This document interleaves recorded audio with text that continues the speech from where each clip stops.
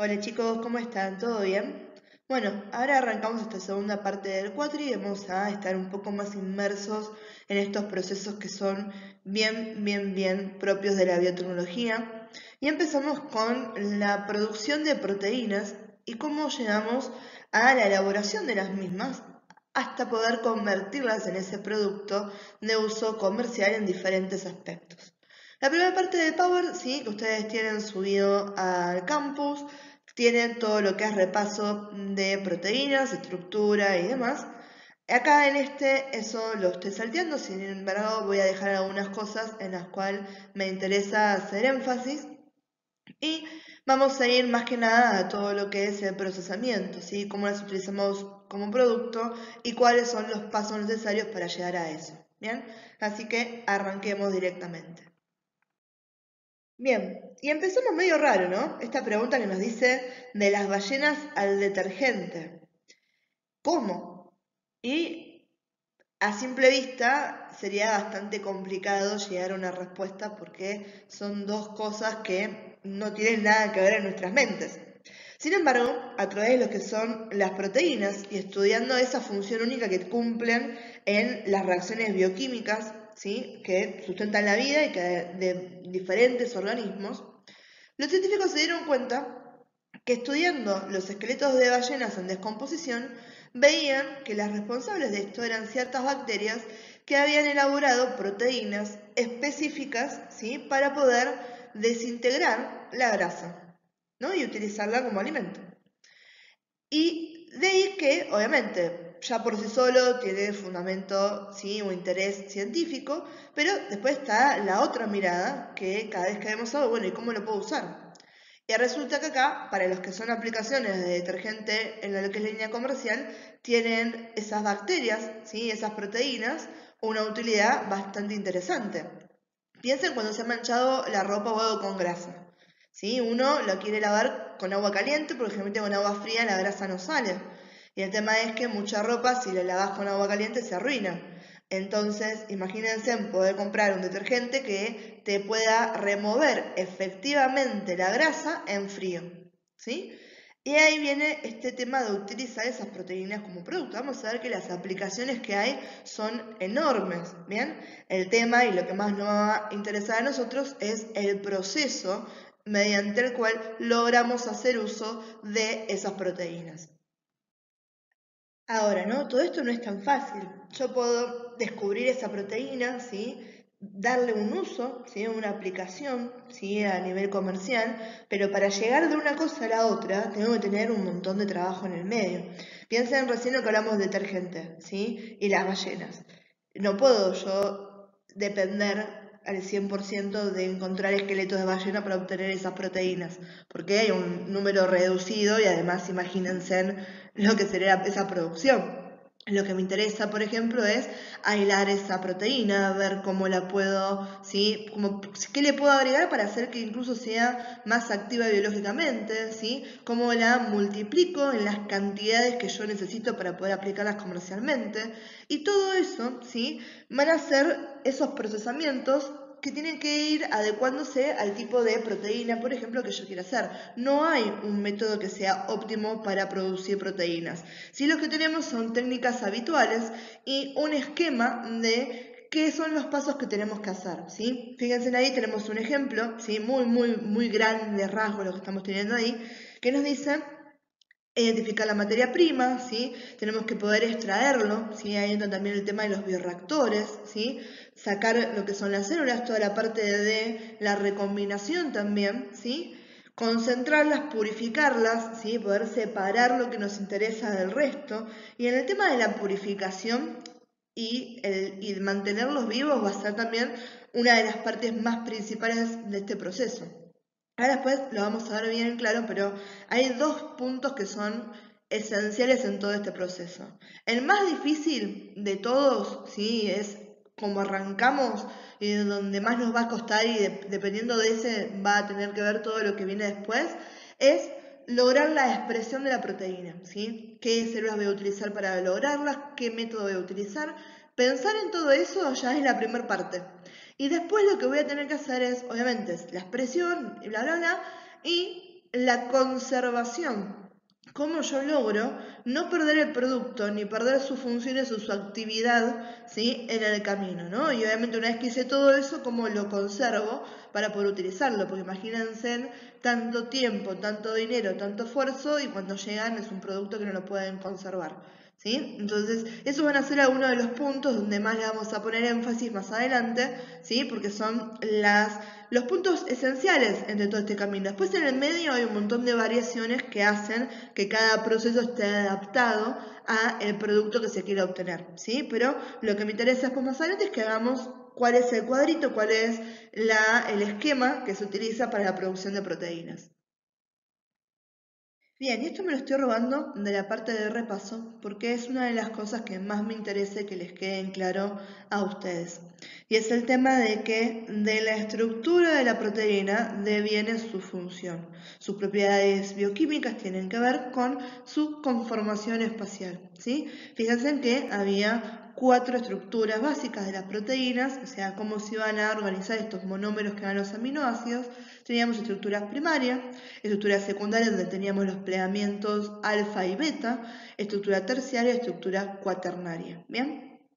Y de vuelta este tema de que dependiendo de la estructura depende la función, ¿sí? Eso grábenselo porque es extremadamente importante. Es tan importante que en el año 2000 creo que fue, se gastó aproximadamente 600 millones de dólares para lograr investigar, todo un proyecto de investigación, para ver justamente las diferentes formas en que se pliegan las proteínas y cómo una variante en la escritura de un gen me puede dar diferentes tipos de plegamiento. Y esto es interesante por 2 puntos. Por un lado, es una de las cosas, entender cómo se logran plegar, es una de las cosas que nos lleva a saber por qué es tan importante el tener cuidado al momento de realizar el proceso, ¿sí? Y de conservar a las proteínas. Porque si bien decimos es extremadamente importante que conserven su estructura, vamos a ver que las uniones a nivel químico que mantienen esa estructura son relativamente débiles. Una de las más fuertes son los puentes disulfuro. Después tenemos las fuerzas Van der Waals, tenemos a los enlaces de hidrógeno, las interacciones hidrófobas, las interacciones iónicas, son relativamente débiles. Entonces no nos cuesta mucho, ¿sí?, desnaturalizar o que pierdan sus propiedades una de las proteínas. ¿Bien? E incluso, si ahora lo vamos a ver, creo que eso se los voy a dejar para que los quede bien escrito también acá que es el video, alteraciones en el plegamiento correcto de la proteína nos preocupan por 2 niveles. Por un lado, porque estaríamos perdiendo el producto que estamos buscando, ya no es lo que quiero hacer. Y segundo, me preocupan porque esto, o sea, no va a pasar en laboratorio, pero sí a nivel biológico, por ejemplo, va el plegamiento de proteínas nos da un montón de patologías, ¿sí? Ahora las vamos a ver, yo les marqué 3 para que tengan y ahora les comento qué es lo que está pasando con eso. Entonces, ¿a qué va esto? Es que si a nivel biológico el cuerpo puede incurrir en errores que nos dé un mal plegamiento y eso hace que cambie completamente la función que tiene la proteína, imagínense en qué tanto más sería importante esto a nivel de lo que es el laboratorio cuando lo estamos haciendo, ¿sí?, nosotros. ¿Bien? Por eso es que siempre se pone el énfasis en todo lo que va a ser purificación, conservación, ¿sí?, en la segunda parte del procesamiento de proteínas. Bien, chicos, de acá se los dejo en grande, se los dejo escrito. Ya sé que también lo tienen en el Power de base, pero de vuelta la importancia del plegamiento. Decimos que de la estructura de la proteína deriva la función. Entonces, estas diferentes formas en que se organizan los aminoácidos y adquieren su forma van a ser directamente proporcionales a la función que estos tengan. Y si las proteínas se plegan incorrectamente, no solamente pierden la función que estamos buscando, sino que pueden resultar dañinas. Por eso la importancia de que se conserven las formas de las proteínas. Y eso va a ser una de las cosas esenciales que nos va a marcar el camino cuando hablamos de producción de proteínas.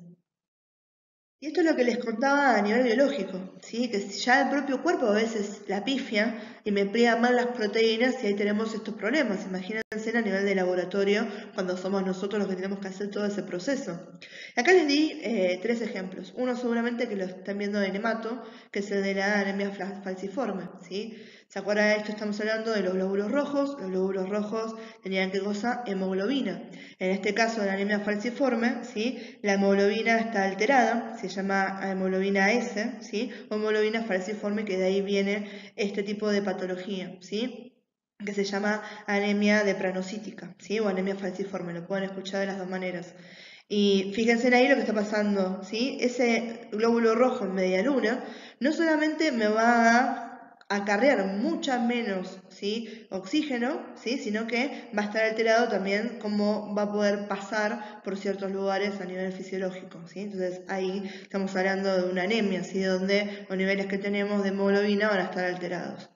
Después tenemos el Alzheimer, ¿sí? Ahí de vuelta son las proteínas las que nos están dando un rasgo que es muy típico de la patología, que son las placas amiloideas a nivel del cerebro, ¿sí? Estas placas amiloideas, ¿sí? Son depósitos proteicos que en condiciones normales tendrían que ser solubles, pero por un empleamiento se hacen insolubles y eso hace que se vuelvan tóxicas en el lugar y que además me terminen lesionando a las pobres neuronas de estas personas, ¿bien? Y después tenemos a la fibrosis quística, ¿sí? Que es otra patología en la cual hay una alteración de la proteína que es la reguladora de la conductancia transmembrana, ¿sí? Que está en lo que es el gen CFTR, ¿sí? Seguramente lo han escuchado en algún lado, ¿sí? ¿Esto qué pasa? Me está alterando la capacidad que tienen las células epiteliales, ¿sí? En regular el pasaje del cloruro. Entonces, como no lo pueden regular, el moco que me está recubriendo las membranas, ¿sí? Se espesa, ¿sí? Se vuelve completamente denso y difícil de movilizar. Por lo tanto, pierdo luz en esto y obviamente si esto está pasando a nivel de los pulmones, pierdo capacidad para respirar, ¿sí? De vuelta acá lo que tenemos es una alteración desde lo que es una proteína. Entonces fíjense en que acá no pasó nada, es el propio cuerpo que la pifió y estamos teniendo mal las cosas. De vuelta, esta importancia, entender que si el empleamiento natural presenta problemas, ¿sí? Este va a ser uno de los mayores retos que tenemos desde la biotecnología en el procesamiento de las proteínas. Y este también me lo robo en la parte de repaso, que es la glucosilación. La glucosilación es el proceso mediante el cual se añade un glúcido, o sea que es un hidrato de carbono, a otra molécula, ¿sí? A las proteínas esto se lo puedo hacer fácilmente, ¿sí? Lo puedo hacer en otras moléculas, pero las proteínas son como unas en las cuales están hechas para poder hacer esto.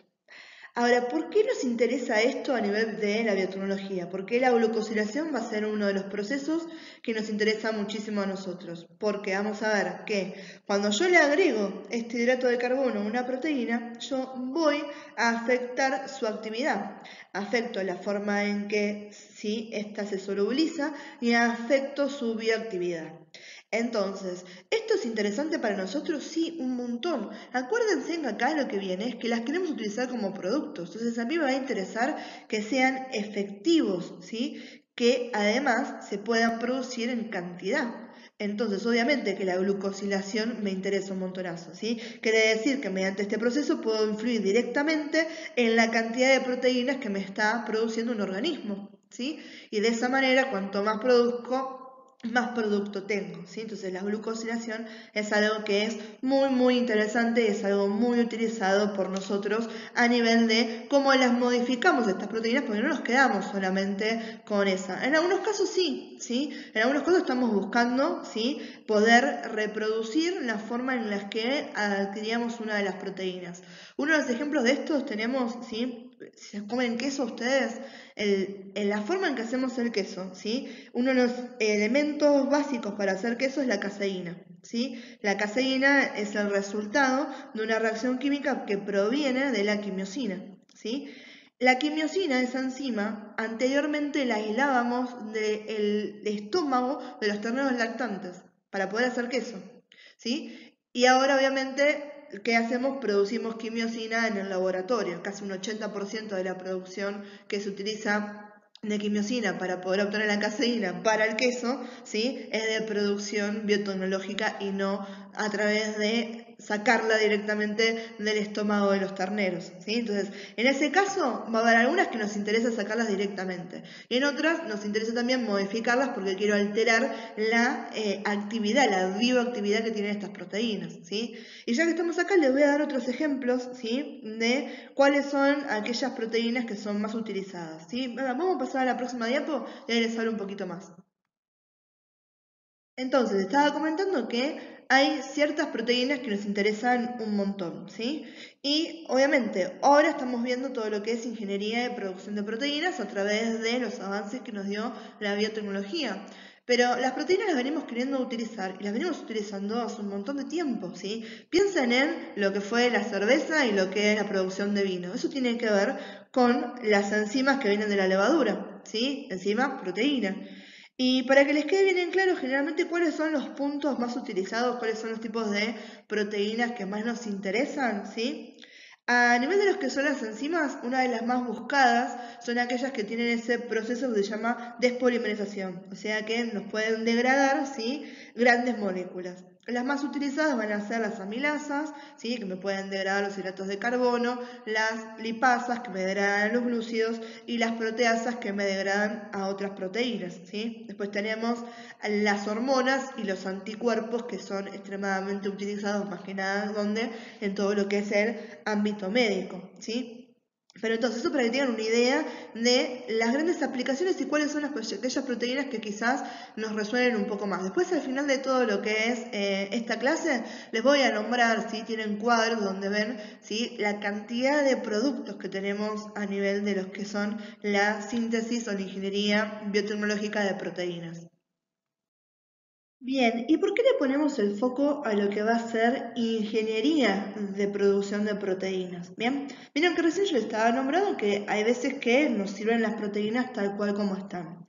Y muchas veces lo que vamos a ver es que necesitamos, ¿sí? Generar alteraciones en las secuencias de los aminoácidos para producir, ¿sí? Proteínas que tengan una máxima actividad que en condiciones normales no tendrían por qué estar en la naturaleza, ¿sí? Entonces estamos yendo en contra de la selección natural. Nunca, esto no, ¿qué quiere decir? No tendría ningún beneficio a nivel sistémico o a nivel de organismo que esa proteína se produzca o que tenga ese nivel de actividad. Entonces, en condiciones normales nunca lo encontraríamos en la naturaleza, pero a nosotros sí nos interesa, ¿bien? De esa manera tenemos que aplicar lo que se llaman técnicas de evolución molecular dirigida. Esto quiere decir que nosotros modificamos esos genes, ¿sí? Los tenemos que introducir a un huésped, ¿sí? Ese huésped van a ser determinadas células dependiendo de qué nivel de complejidad podamos manejar en el laboratorio. Y después, obviamente, hay que hacer todo un tamizaje, ¿sí? Se tienen que ver la expresión de las mutaciones, medir los niveles de actividad. Y después, al último paso de eso, van pasando un montón, ¿sí? Que ahí están representados como filtros, ¿sí? Van pasando un montón de etapas hasta que realmente estemos logrando separar un conjunto, ¿sí? De células supervivientes que realmente me puedan expresar esas proteínas, esos productos al nivel de actividad que estoy buscando, ¿sí? De esta manera, sí, es tan interesante el tema de utilizar ingeniería, ¿sí? Porque estamos metiendo mano ahí en el medio para poder lograr estos productos que tengan mayor actividad. Ese es el concepto que quiero que a ustedes les quede claro de acá, ¿sí? Vamos a resumirlo por las dudas para que no se nos pierdan el camino.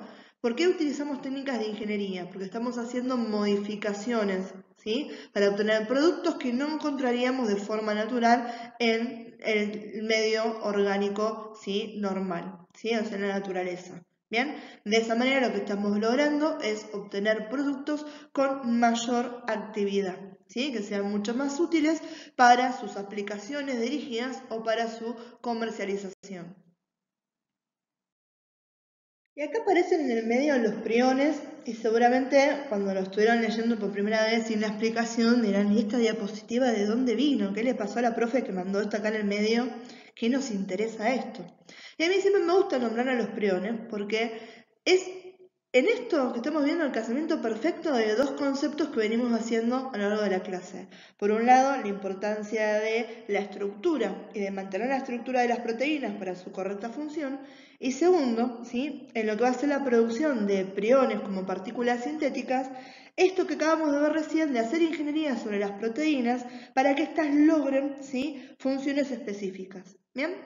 Los priones son entonces partículas infecciosas, ¿sí?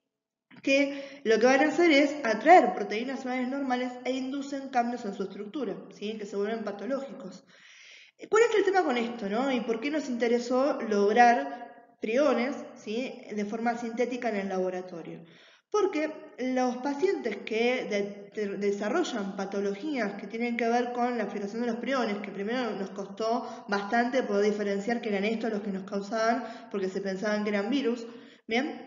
Esos pacientes, ¿sí? Que desarrollan todo un grado de enfermedades que son las encefalopatías espongiformes transformables o transmisibles, desarrollan los síntomas cuando están completamente avanzado todo el cuadro patológico. Entonces nos damos cuenta cuando el paciente está en las últimas y ya no tenemos nada que hacer. A nivel de lo que es diagnóstico, a nivel de lo que es investigación, poder generar esto de forma sintética, ver si hay una forma de detectarlo tempranamente, cómo lo podemos resolver, es sumamente interesante. Volvemos a lo mismo, esto en forma natural no sucedería, pero lo hacemos nosotros en el laboratorio, ¿sí?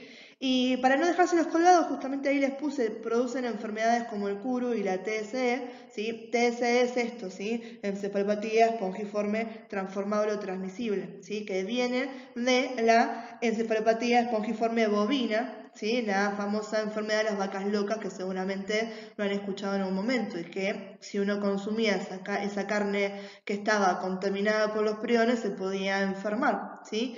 Y acá me viene para hacerles un chiste que sí, obviamente va a ser, y ya se los aviso, humor negro. Si se quedan sin cosas en casa, vayan al supermercado, no hagan canibalismo. Y ahí está lo que es la enfermedad del Kuru, que es la enfermedad del miedo. Esta enfermedad es endémica de Nueva Guinea porque ahí las personas hacían un ritual funerario donde se comían el cerebro de sus muertos, ¿bien? Y entonces se transmitía toda esta patología, esos muertos que morían por infecciones por priones, los que comían esa carne infectada después desarrollaban esta patología, ¿sí? Con fiebre alta, temblores, alucinaciones, por eso la enfermedad del miedo, ¿sí? Ninguna de las dos patologías es algo muy lindo de tener porque termina afectando a nivel encefálico, y yo creo que una de las peores cosas que hay a nivel de sus patologías es cuando hay un deterioro cognitivo, ¿no? Y uno está consciente también en el camino de eso. Entonces, bueno, de vuelta para que nos quede bien cuál es el concepto de acá y por qué nombramos a los priones, porque podemos de vuelta reforzar esto de el pleamiento de las proteínas o la estructura de las proteínas dependiendo de su función. Y por otro lado, esta utilidad que tenemos nosotros al lograr hacer ingeniería genética, ¿sí? Y hacer, ¿sí? Esas técnicas de modificación de los procesos biológicos normales para obtener estos productos que tienen o pueden cumplir funciones específicas, ¿sí? Ya sean porque son productos que tienen mayor actividad y me sirven para hacerlos de modo comercial, o porque me interesan poder producirlos de forma sintética y utilizarlos para investigación. Bueno, creo que ya queda bastante en claro que el proceso mediante el cual podemos generar proteínas va a ser largo y va a ser laborioso. Bien, vamos a ver que tiene dos fases principales en cuanto es la producción, ¿sí? Tenemos la primera fase que se llama upstream, ¿sí? Ven ahí como están nadando el salmón en contracorriente. Y esa se llama de esa manera porque va a ser lo más difícil que podemos encarar en cuanto a la producción de proteínas. Lograr la expresión de la proteína en la célula. Y la elección sobre qué célula va a ser la encargada de ser el vehículo mediante el cual expresamos la proteína va a fundamentarnos y nos va a dar el grado de complejidad para todo lo que viene después, ¿sí? La segunda etapa, ¿sí? Que se llama downstream, estamos yendo corriente abajo, fíjense ahí cómo fluyen las cascadas, ¿sí? Es de esta manera porque, bueno, una vez que subí, hice todo el esfuerzo y ahora dentro de todo, ¿sí? Puedo relajar un poco. Poco, relativo es esto, ¿sí? En este, ¿sí? Que es lo más largo, es todo lo que va a incluir la separación y el aislamiento de la proteína, ¿sí? La comprobación de la pureza y la capacidad funcional y finalmente el desarrollo de un medio estable que me la pueda preservar. Entonces, ¿qué queremos hacer? Bueno, yo la expresé, pero ¿a mí me interesa, ¿sí?, la célula entera? No, me interesa solo la proteína, porque el resto de la célula no tiene ningún valor para mí. Entonces tengo que poder separarla y tengo que poder aislar. Después lo que tengo que saber es si esta proteína realmente tiene el grado de pureza, o sea que no me vino con nada extra, y además el grado de actividad que es necesario para que cumpla el cometido, ¿sí?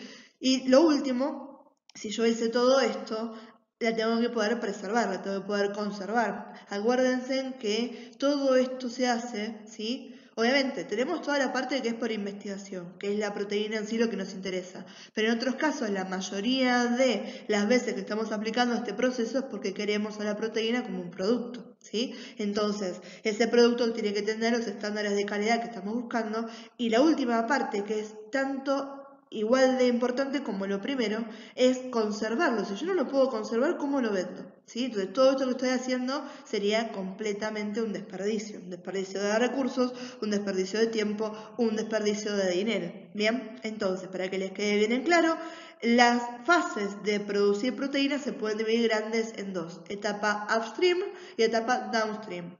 ¿Qué es lo que tenemos en cada una de estas fases? En la fase upstream es solamente, y todo nos va a competir en lo que es expresar la proteína en la célula. Y todo lo que es downstream tenemos entonces separación y aislamiento, comprobación de pureza y capacidad funcional y desarrollo de un medio estable que me preserve la proteína.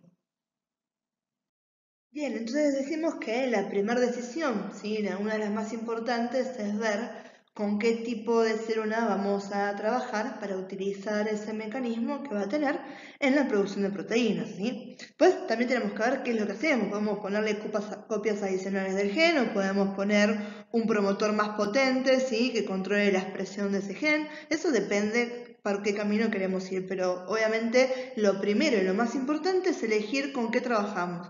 ¿Trabajamos con microorganismos? ¿Trabajamos con hongos? ¿Trabajamos con células vegetales? ¿Con células animales? ¿Cuáles van a ser los beneficios, ¿sí?, y las contras que voy a tener para trabajar con cada uno de estos, ¿sí? Esa es la idea de las próximas diapos, de ir viendo, ¿sí?, qué nos diferenciaría o qué nos llevaría a elegir uno por sobre el otro. Bien, y uno de los más utilizados para lo que es biotecnología, para lo que es la producción a gran escala, son los microorganismos, ¿sí? Y en estos tenemos varias cosas por qué los elegimos. Por un lado, hay ciertos procesos que los conocemos bien y hace muchísimo tiempo que venimos trabajando con ellos, que son, por ejemplo, los procesos de fermentación. Lo que hace que, no sé, por ejemplo, en lo que es la industria alimenticia, se utilice ampliamente microorganismos como herramientas biotecnológicas. Bien, después tenemos, sí, los beneficios que nos dicen que los microorganismos tendemos a poder cultivarlos en grandes cantidades y en poco tiempo.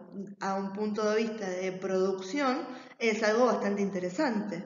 Y por otro lado, yo recién les comenté, si acá lo tienen escrito, lo de que podíamos ponerle copas adicionales de un gen o modificar este promotor para que nos dé mayor expresión de ese gen. Esas eran todas las cosas que venimos charlando desde un principio con la materia, que eran los métodos de ADN recombinante. ¿Quiere decir que con las otras células no lo puedo usar? No, lo voy a poder hacer también, pero obviamente que como los microorganismos, especialmente las bacterias, ¿sí?, en especial las bacterias, son más sencillos para alterarlos genéticamente, porque los conocemos bastante bien, ¿sí?, y nos permiten utilizarlos, ¿sí?, con mayor facilidad que quizás lo que nos implicaría usar una célula eucariota, que en eso es la mayor contrapartida que vamos a tener, es entre poder usar una célula animal sobre todo y un microorganismo. Bien, en cuanto a facilidad de hacerlo, en cuanto a costos, en cuanto a volumen de producción, esos van a ser los puntos, ¿sí?, que más se contraponen en los dos espectros. Obviamente que después tengo algunos beneficios de por qué elegiría trabajar con una célula animal, ¿sí?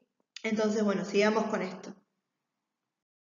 Y en cuanto a la utilización de microorganismos para producir proteínas, una de las especies que más utilizamos y que ya la hemos nombrado bastante es la Escherichia coli, ¿sí? A esta la conocemos muy bien, ¿sí? Todo lo que es la genética, ¿sí? La tenemos bastante clara en ese sentido, lo que nos permite que al momento de utilizar técnicas de manipulación genética, ¿sí? Nos dé un poquito más de facilidad o más de confianza al hacerlo. Fíjense que acá lo que tienen al costado en el gráfico, ¿qué es? Lo que estuvimos viendo, están haciendo corte y empalme con las enzimas de restricción, con lo que va a ser la ADN ligasa, y ahí tenemos, ¿sí? Parte de lo que sería el genoma que viene de los humanos y parte de lo que es el genoma, ¿sí? De, por ejemplo, en este caso, un plásmido bacteriano de la Escherichia coli, ¿sí?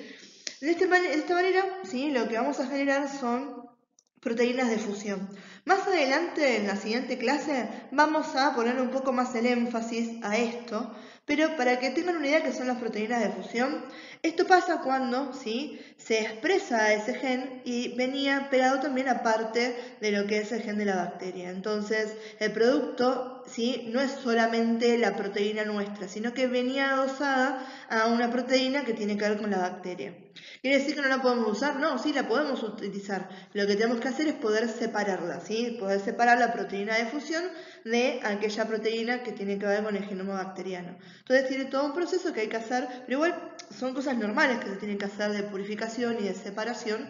Y por suerte hay técnicas de separación cromatográfica, por ejemplo, que después la vamos a chusmetear un poco más al final de la clase, que son bien conocidas y bien utilizadas. Entonces no representa un impedimento, ¿sí? Los impedimentos que tendríamos con la Escherichia coli más que nada tienen que ver con que hay ciertas proteínas, obviamente, que no nos van a servir, que para utilizar esto tenemos que utilizar organismos más complejos, y muchas cosas que tienen que ver con el correcto plegamiento de las proteínas, que no lo hace, ¿sí? No lo puede hacer directamente desde acá, ¿sí? Sino que las tenemos que plegar después en otros procesos externos a todo esto, ¿sí? Pero de vuelta, esto chicos lo vamos a ver más adelante, sobre todo cuando utilicemos de ejemplo la insulina, que es uno de los grandes fármacos biotecnológicos que nos han marcado, que usamos Escherichia coli, que justamente tenemos que hacer ese plegamiento para poder utilizarla, ¿sí? En los humanos, que si no de otra forma sería completamente inactiva para nosotros.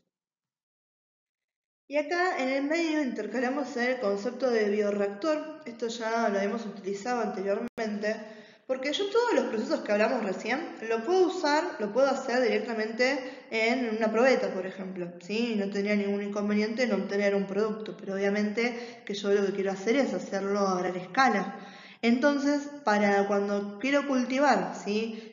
Células, o tengo que realizar cultivos celulares en un gran volumen, ¿sí? Ahí lo que hago es, los puedo utilizar a estos bioreactores. Puedo utilizar animales o puedo utilizar directamente estas máquinas, que son sistemas autocontenidos y cerrados, desde el cual después puedo retirar el producto. ¿Y por qué me interesan los bioreactores? Porque a través de los bioreactores, ¿sí? Y mediante puertos estériles, sin yo modificar ni alterar a mis productos que están dentro, puedo ajustar las condiciones, ¿sí? De pH, de temperatura, de concentraciones de gas y todas las variables que podrían influir en el cultivo que tengo ahí adentro, ¿sí? Entonces los bioreactores son ampliamente utilizados, ¿sí? Sobre todo cuando estamos hablando de la producción masiva de estos productos, de estos cultivos. Bien, y acá tenemos a los hongos, ¿sí? Básicamente les puse acá cuáles iban a ser los beneficios de elegir trabajar con hongos. Muchas veces en textos de biotecnología los pueden encontrar incluidos a estos dentro de los que son los microorganismos. Siempre dan microorganismos y hablan bacterias y hongos. Bien, a mí me pareció separárselos, sobre todo para que tengan este concepto de que los hongos son eucariotas y a partir de eso es que tenemos uno de los mayores beneficios en cuanto a que estos pueden realizar, ¿sí? Esas proteínas se pueden realizar modificaciones post-traduccionales, ¿sí? Entonces esas proteínas se pueden plegar correctamente, que era una de las cosas que recién estábamos hablando que no podíamos hacer con las bacterias, ¿bien? Después los hongos tienen grandes aplicaciones, ¿sí? A nivel de lo que es farmacológico, ¿sí? Y a nivel de lo que es industria alimenticia, un montonazo. Entonces las proteínas naturales de algunos hongos son nutritivas y se usan como fuente de alimento. Si alguno de ustedes come Roquefort o come Camembert, vienen del hongo de penicillium. Y el penicillium lo utilizamos ¿para qué? Para producir penicilina. Fíjense que como de un mismo hongo filamentoso vamos a hacer dos cosas completamente diferentes, ¿bien? Y aunque son eucariotas, ¿sí? todavía los podemos manipular bastante tranquilos con lo que son las técnicas de manipulación genética que venimos viendo, ¿sí? Y una cosa que es interesante es que a nivel de lo que va a ser facilidad de obtener el producto, en la mayoría de lo que pasa con las bacterias es que las proteínas las tenemos que ir a buscar intracelularmente, ¿sí? Y en algunos hongos lo que tenemos es que nos producen, nos dan este producto.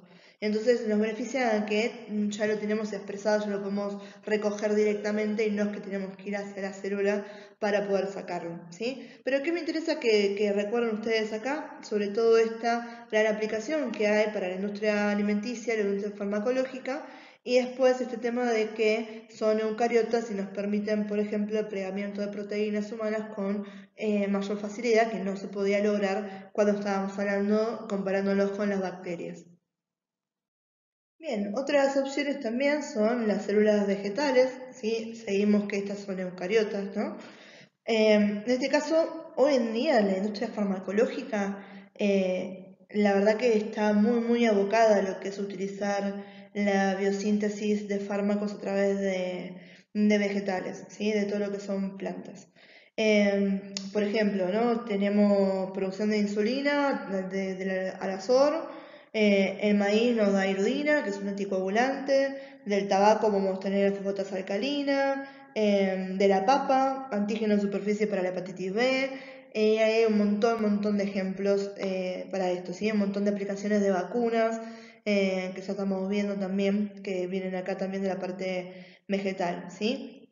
Y entonces en este caso, uno de los beneficios también que tienen es que ya lo hemos visto con los vectores y hay un montón de otras técnicas de transformación de las células vegetales que nos permiten modificarlas genéticamente para que produzcan estas proteínas específicas que nos benefician a nosotros y que naturalmente no hubieran tenido lugar dentro del sistema vegetal. Otro ejemplo que tienen ahí, que eso es más que nada a nivel de uso comercial, no de lo que le di recién ejemplos a farmacológico, es la papaína, ¿sí? O pepsina vegetal. Esta es una enzima proteolítica que la utilizamos para ablandador de carne, porque lo que hace proteolítica, que hace con otras proteínas, aquí en vez de degrada es al colágeno. Entonces esta carne que por ahí es muy dura, le ponen eso y se puede comercializar sin mayores inconvenientes, ¿no? Y es algo de un producto vegetal, ¿sí? ¿Cuáles son algunas contras de por qué nos pondría un palo en la rueda, para decirlo de una manera, frente a poder utilizar a las células vegetales como nuestros vehículos para la producción de proteínas?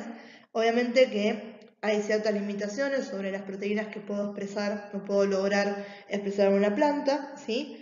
A veces el tema de la extracción, porque las células vegetales tienen pared celular, ¿sí? Y entonces, como llego a obtener el producto, se nos complica un poco más.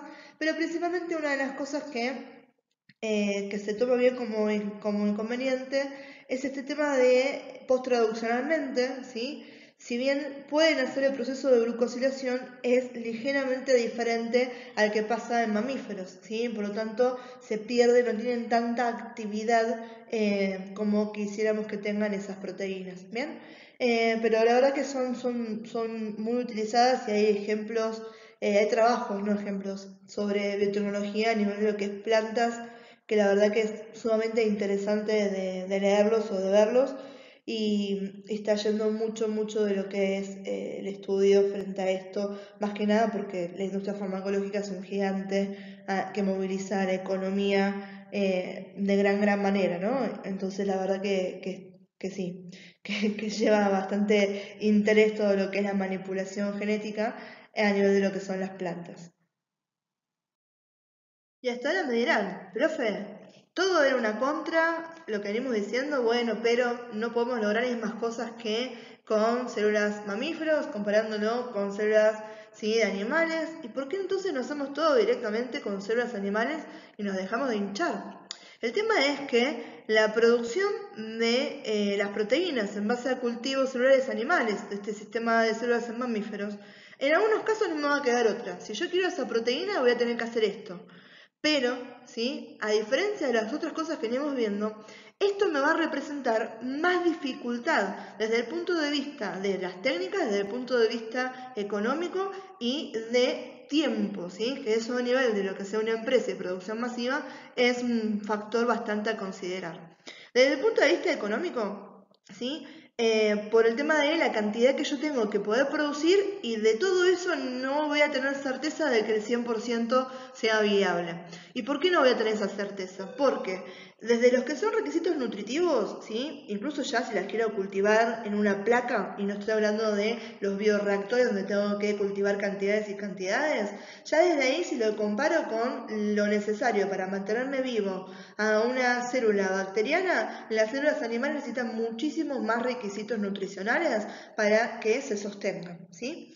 Y después el tema de que el crecimiento es mucho más lento, ¿sí? Y necesitamos mayor cantidad, el tiempo acá es lo que nos preocupa más que nada, porque ese tiempo, ¿no? Obviamente se va a correlacionar a que va a ser más lento todo el proceso. Pero lo que me preocupa más que nada con el tiempo es que estoy abriéndome a mayor posibilidades de que algo falle en el camino, a que se me contamine el cultivo, ¿sí? A que yo le pifie en cómo estoy programando el bioreactor y justamente programo algo que está mal, ¿sí?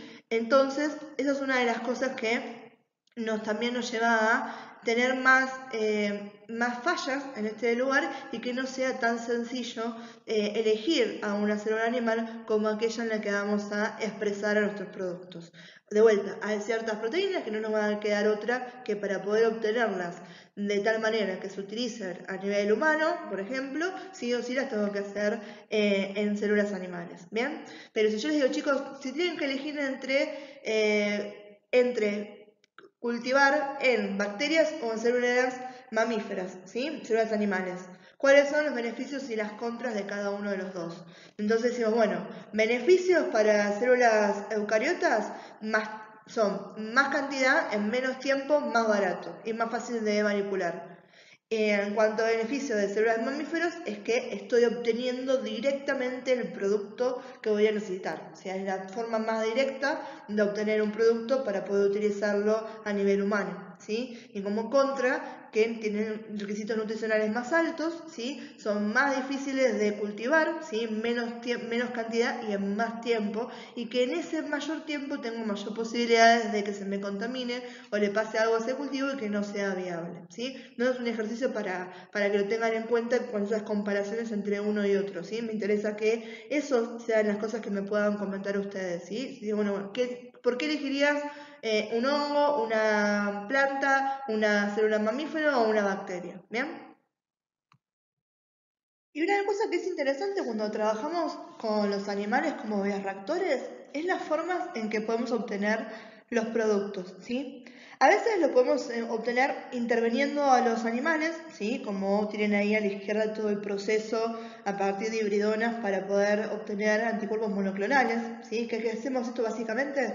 Le ponemos el antígeno a estos ratones, esperamos que su sistema inmune actúe, ¿sí? Cultivamos estas células del vaso de los ratones y después, ¿sí? Se las termina purificando para lograr tener los anticuerpos que son específicos, ¿sí? Para ese antígeno, ¿bien? Y después otra cosa que es súper interesante es lo que a veces pasa cuando tenemos animales que son transgénicos. Ya ellos son transgénicos, ¿sí? Ya hicimos modificaciones en el genoma de esos animales, ¿bien?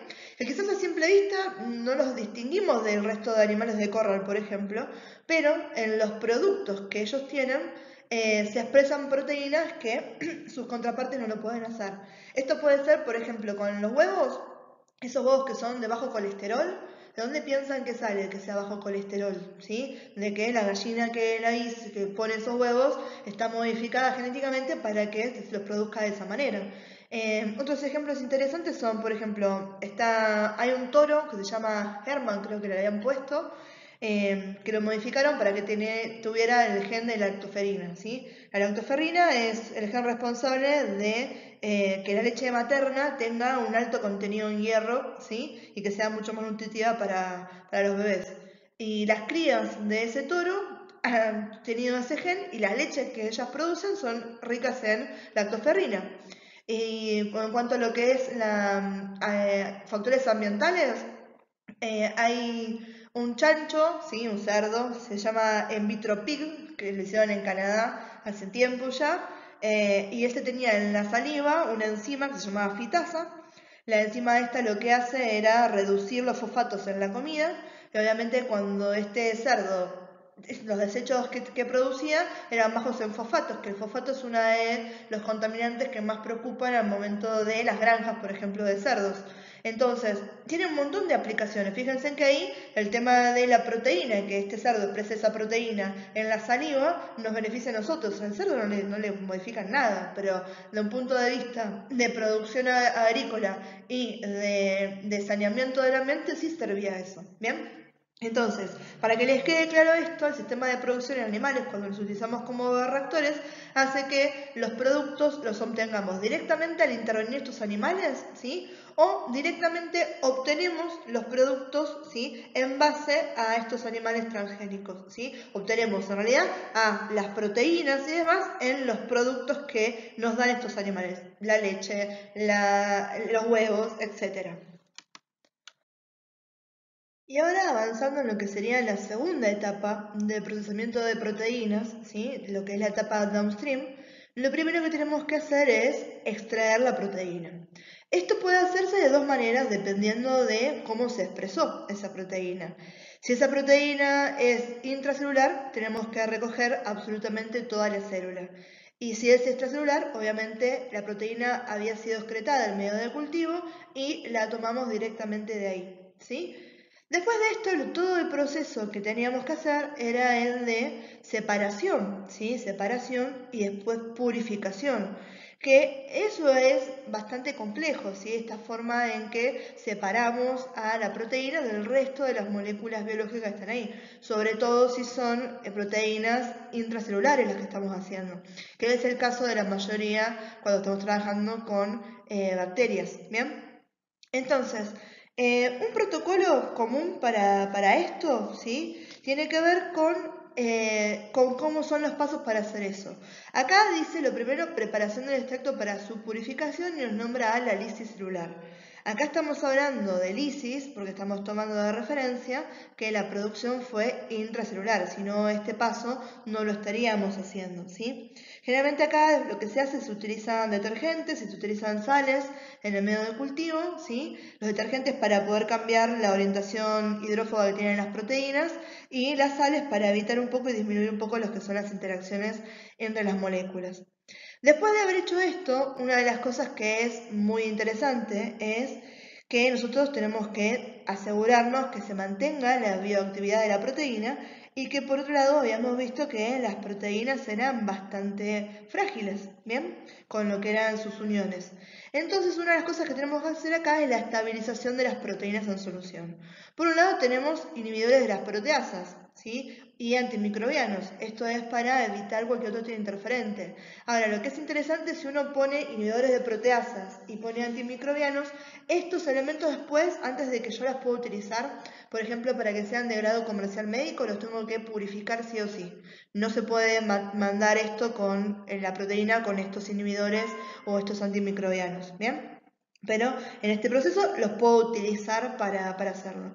Y una de las cosas que es extremadamente importante, porque una de las primeras cosas que nos desnaturaliza las proteínas es la temperatura, ¿sí? Y eso lo vemos en la diaria. Ustedes meten la pizza en el horno y todo eso que se derrite es porque perdieron, ¿sí? La conformación de las proteínas del queso. El huevo cuando lo ponen en la sartén, ¿sí? Y se vuelve blanco, ¿sí? Denso, eso también estamos alterando a las proteínas que tenemos en el huevo, ¿sí? Entonces el control de la temperatura, generalmente estamos trabajando a temperaturas muy bajas.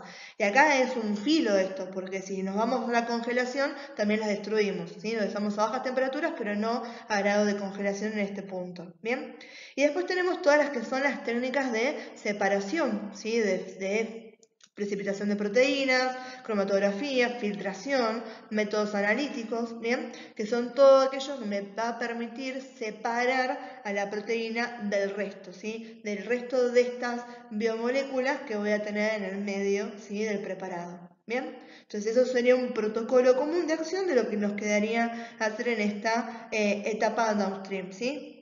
Vamos a ver un poquito más de esas técnicas de separación que seguramente ustedes ya esto lo vieron en química instrumental, pero nunca está de más tener un poco más de ese repaso porque justamente ahora tenemos una aplicación temática a todos esos métodos que ya habían estudiado ustedes.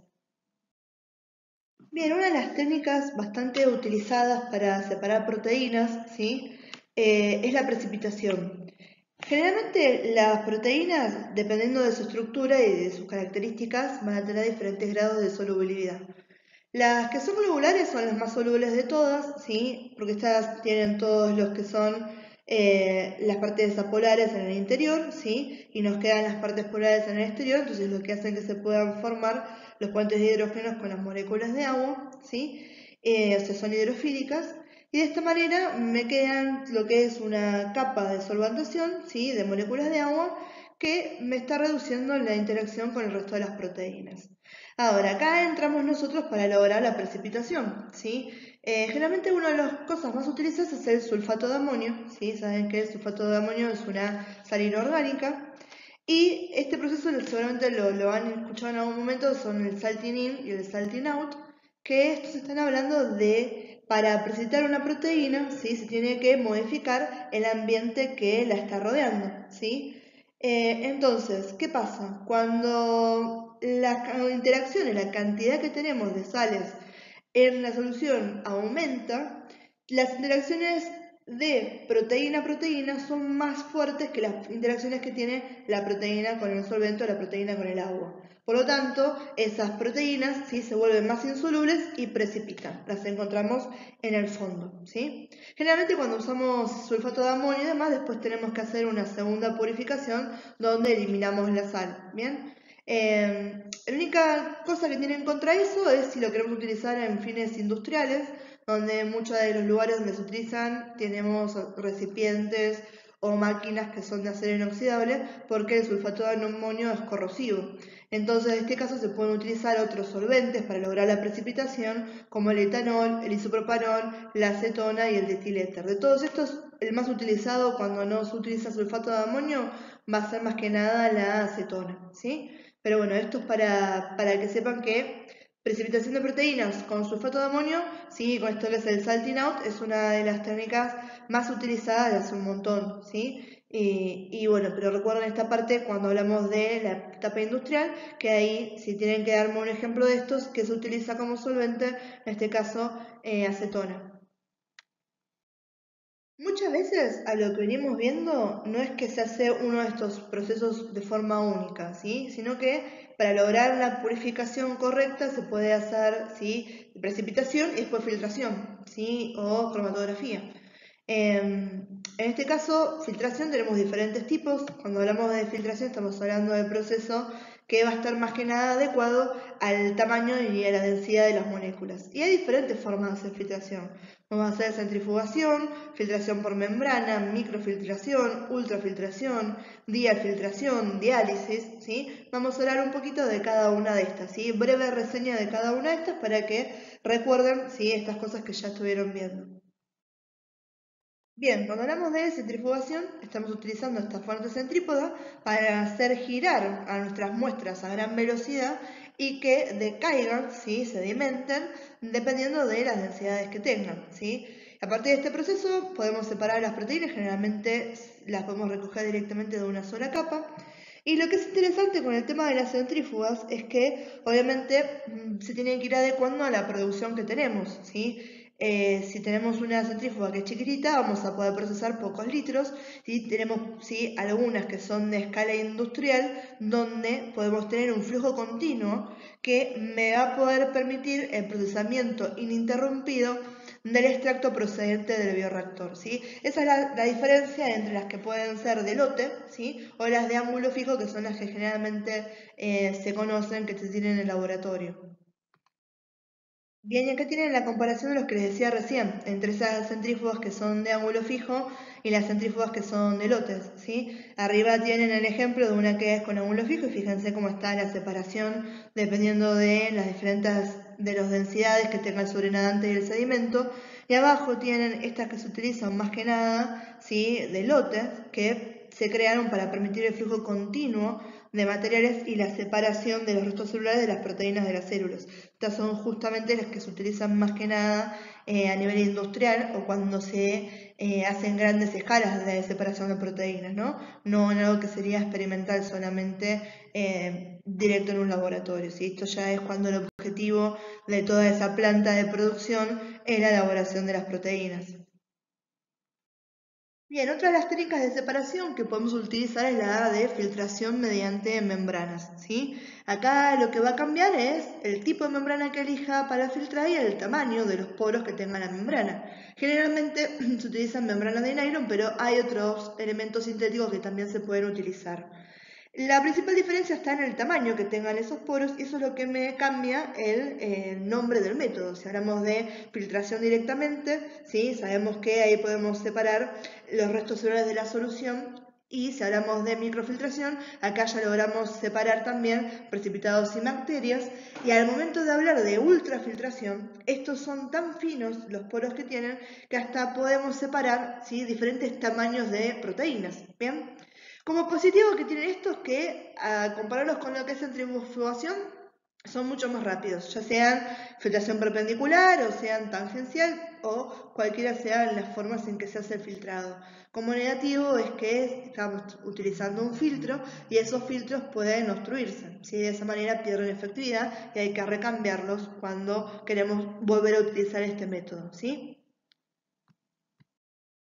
Bien, ¿y se acuerdan recién cuando habíamos hablado del salting out en lo que era el proceso de separación de proteínas por precipitación?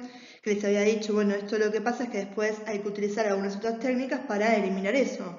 O incluso cuando para estabilizar las proteínas podíamos utilizar algunos elementos como ¿sí? Inhibidores de las proteasas o antimicrobianos. En esos casos se pueden utilizar estos procesos que serían de diafiltración, ¿sí? Y de la diálisis. La diafiltración es algo agregado a la diálisis donde se combinan estos dos procesos, proceso de filtración y proceso de diálisis que ahora lo vamos a ver. Cuando hablamos de diálisis, ¿qué estamos utilizando? El equilibrio ¿sí? Químico. ¿Sí? O sea, quiere decir que las sustancias tienden a migrarse desde áreas de mayor concentración hasta áreas de menor concentración. ¿Y en qué nos divide esto? En la capacidad que tengan o no de atravesar estas membranas semipermeables, ¿sí? Entonces, en este caso lo que vamos a hacer es sustituir las sales, por ejemplo, ¿sí? Por agentes tampón que van a ayudar, o buffer, cualquiera de las dos formas de decirlo lo mismo, que van a ayudar a estabilizar a las proteínas durante el resto del proceso de la purificación, ¿sí?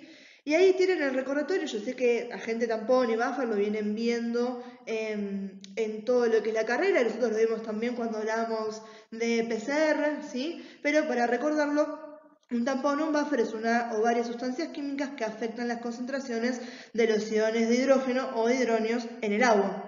Entonces, ¿qué van a hacer? Van a regularme el pH, ¿sí? Acuérdense que el pH no es otra cosa más que el potencial de hidrogeniones, ¿sí? O el peso del hidrógeno, ¿sí? Por lo tanto, los buffers son estos amortiguadores, ¿bien? Vamos a ver entonces, ¿sí? Un poquito más sobre lo que era la diálisis, ¿sí? Así nos queda bien en claro cuáles son los conceptos que se utilizan en esto, ¿sí? Y cómo es el proceso en un ejemplo.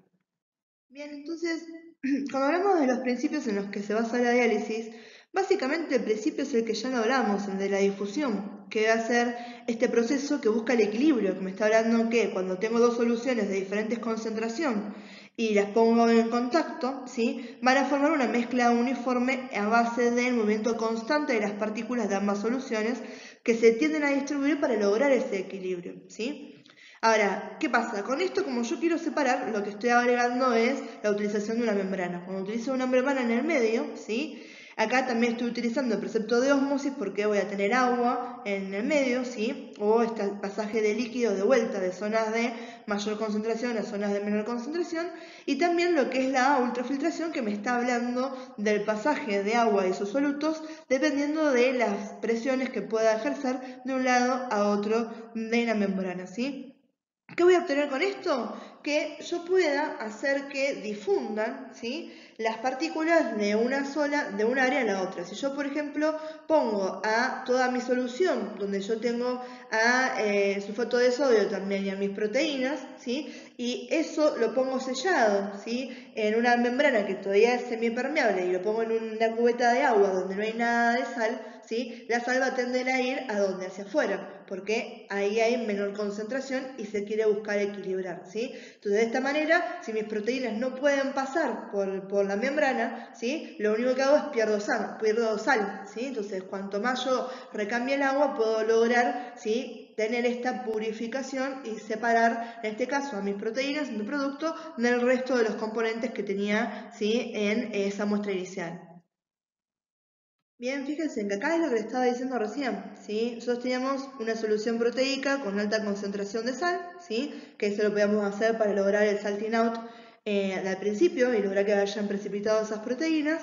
Lo que hago es lo sello, ¿sí? Lo pongo en otro recipiente con un tapón con baja concentración de sal y eso hace que me difundan las moléculas de sal hacia otra solución. Yo después lo que hago es reemplazo el tapón que tengo con mis proteínas buscando uno que sea más adecuado para poder estabilizarme las proteínas, ¿bien? Y que además no me recapture las moléculas de sal. Bien, y acá es el mismo dibujo. Ustedes saben que a mí me gusta a veces poner los mismos gráficos de diferente manera porque quizás en el otro no estaba lindo para verlo y este se entiende mucho más. Y además acá les habla del tema de difundir, le está mostrando obviamente el producto final donde queda hermoso todo dentro de la bolsita y afuera nada, ¿sí? Y les vuelvo a recalcar el tema del tamaño del poro, de la membrana, lo que hace que las proteínas no puedan salir. Entonces, este me gustó porque lo tienen escrito también lo que yo les vengo diciendo, así también lo pueden leer y pueden reforzar lo que acabamos de comentar en la diapo pasada. Bien, y una de las otras cosas que se pueden utilizar para la purificación de las proteínas son los métodos cromatográficos. En estos chicos les voy a hacer un pequeño resumen acá en esta diapo, ¿sí? Ustedes saben que tienen explicado en detalle cada uno de estos porque la verdad que toda esta última parte es más que nada un repaso. Yo sé que además cromatografía se vea de cansancio en química instrumental, ¿sí? Así que nada, para no perder más tiempo con eso, vamos a recordar que los métodos de cromatografía nos van a permitir en este caso clasificar a las proteínas dependiendo de las características en las que basemos nuestra separación, ¿sí? Podemos hacer cromatografía por exclusión de tamaño, donde obviamente acá el determinante va a ser cómo atraviesan según el tamaño esta columna cromatográfica, ¿sí? Por exclusión iónica, donde la variante va a ser la electroestática que tengan, por afinidad, ¿sí? La cromatografía por afinidad, que tiene que ver a la afinidad de estas partículas que son los ligandos, ¿sí? Y cromatografía por interacción hidrófoba, que tiene que ver a cómo reacciona según la solución tampón que yo le ponga con el agua, ¿sí? Y con las bolas de resina que puedo utilizar, ¿sí? Entonces, generalmente se utilizan columnas de cromatografía, ¿sí? Que son estos tubos de cristales alargados a los que llenamos con esas bolas de resina y con las soluciones tampón, ¿sí? Acá de vuelta se pueden utilizar soluciones salinas, ¿sí? Se añade el extracto de las proteínas, que esto va a fluir a través de la columna y dependiendo, ¿sí? Cuáles son los criterios de exclusión que utilicemos, ¿sí? Si la proteína va a ser el producto que después hay que ir a buscar hacia las resinas o si es el producto que vamos a encontrar, ¿sí? Al final de la columna, ¿sí? Entonces, de esta manera, lo que les comentaba recién, según la resina utilizada, la proteína se adhiere a las bolas de la resina o atraviesa la columna, mientras que las bolas funcionan como un sistema de filtración. Eso depende de cómo yo estoy utilizando este método. Bien, entonces estos son algunos ejemplos de los que se puede utilizar. Generalmente una de las más utilizadas de estas es la cromatografía de afinidad, que esa es la que se utiliza en los últimos pasos de la purificación. Bueno chicos, y con esto ya terminamos, ¿sí? Verificación y conservación. La verificación, esto es importante, la tenemos que ir haciendo a cada paso de la purificación. No sea cosa que hayamos perdido la proteína diana, ¿sí? Ahí estamos en problemas, ¿sí? Verificamos que esté la proteína, verificamos la actividad de la proteína, ¿sí? Y sobre todo para esto se utilizan técnicas, algunas seguramente ya la vienen escuchando en lo largo de la carrera y en serología, que son las técnicas de ensayo de inmunoabsorción ligada a enzimas, los famosos test ELISA, ¿sí? Algo vamos a nombrar de ELISA más adelante, y también hacemos técnicas como electroforesis en gel de poliacramida o en gel de agarosa, etc. Electroforesis es todo un tema que vamos a ver la clase que viene, ¿sí? Es algo cortito, pero le quiero que lo veamos por separado. Avísenme si ustedes ya vieron electroforesis en algún otro lado. porque tengo entendido que no, que lo van a ver por primera vez conmigo, ¿sí? Si no cualquier cosa me avisan. Entonces, a cada paso de la purificación, ¿qué es importante? Verificar que esté, verificar la actividad de la proteína, ¿sí? Después lo que tenemos es la conservación, que sería el último paso, y este paso también es extremadamente importante, sobre todo si estamos hablando de algo que es un producto comercial o algo con lo que queremos trabajar. Entonces, una vez que está aislada y podamos recoger esa proteína diana, la tenemos que guardar de modo de que se conserve la actividad, ¿sí? Y que se pueda utilizar, ¿sí? Entonces tiene que ser algo estable. Un ejemplo, ¿sí? Que es lo que más se utiliza para la conservación de las proteínas, es un proceso que se llama liofilización, que es un tipo de congelación, ¿sí? Se congela la proteína bien rápidamente y luego hay un proceso que se llama sublimación, en el cual en el vacío se evapora, se pierde toda el agua, ¿sí? Sin que pase este estado sólido, ¿sí? Estado líquido, perdón. Entonces va de sólido a líquido. Si había cristales de hielo, ¿sí? Eso los hago a vapor a la miércoles y directamente se sella el contenedor. Hace unos años, no sé si el año pasado, estuvo de moda que salían esas famosas comidas de astronauta, que en realidad eran comidas deshidratadas, que tenías helado deshidratado, un montón de frutas y demás, y ese proceso de liofilización se utilizó mucho a nivel comercial en la industria alimenticia, ¿sí? En este caso, bueno, está aplicado directamente a lo que van a ser las proteínas, ¿sí? Pero para que quede bien en claro, estamos hablando de una congelación extremadamente rápido, ¿sí? Muy bajas temperaturas, ¿sí? Y luego se utiliza un proceso que es sublimación, donde en el vacío se evapora, ¿sí? El agua y directamente pasan de sólido a vapor, sin pasar por estado líquido. Y de esa manera después se sella el contenedor y queda lista esta proteína para que pueda utilizarse y que se conserve, ¿sí? Con todas sus propiedades intactas. Bien, chicos, y después tenemos, ¿sí? Proteínas como productos, tienen las tablas en el Power, que son para tener alguna idea de lo que estamos hablando, ¿sí? Esos chicos que son aquellos que yo no les voy a tomar en un momento, las tablas son a modo informativo.